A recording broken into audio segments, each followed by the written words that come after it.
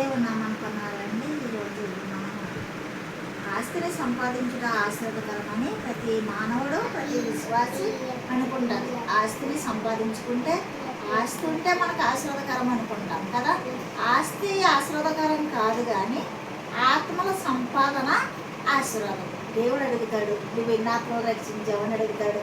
నువ్వు ఎన్ని కోట్లు సంపాదించావు, ఎంత ఆశీర్వాదం సంపాదించావు అని అడగడు కదా.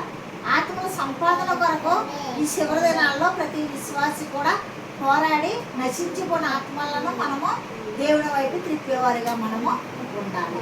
మరి నేడు సిలువ కాడిని మోస్తే రేపు మనకి జీవ కిరీటం దేవుడు ఇస్తాడు, మోయగలవు.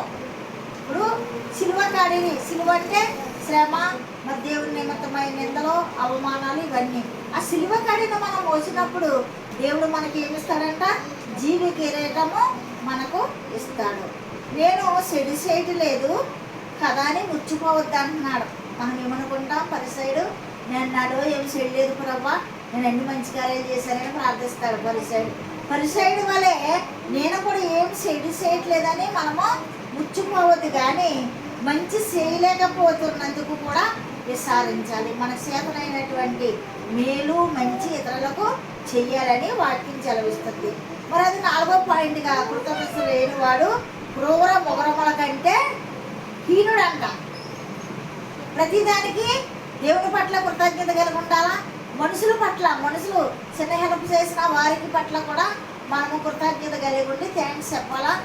మరి అది లేకపోతే మృగము కన్నా క్రూరమైన బ్రతుకంట మనుషుడిది. అంతేకాదు మంచివాడు సహాయం చేసి మర్చిపోతాడంట.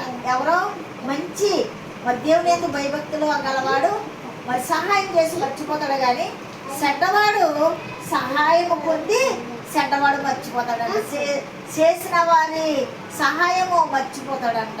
ఆ రీతిగా ఉండొద్దని వాక్యము సెలవిస్తుంది. నీకు వీలైనంత మట్టుకు నువ్వు మేలే చేయాలి, కానీ కీడు చేయొద్దని వాక్యం సెలవిస్తుంది. ఈ కొద్ది మాటలు దేవుడు దీవించుగాక. సబ్స్క్రైబ్ చేయండి, లైక్ కొట్టండి. మా సేవ విషయంలో అందరూ ప్రార్థన చేయండి. ఆమె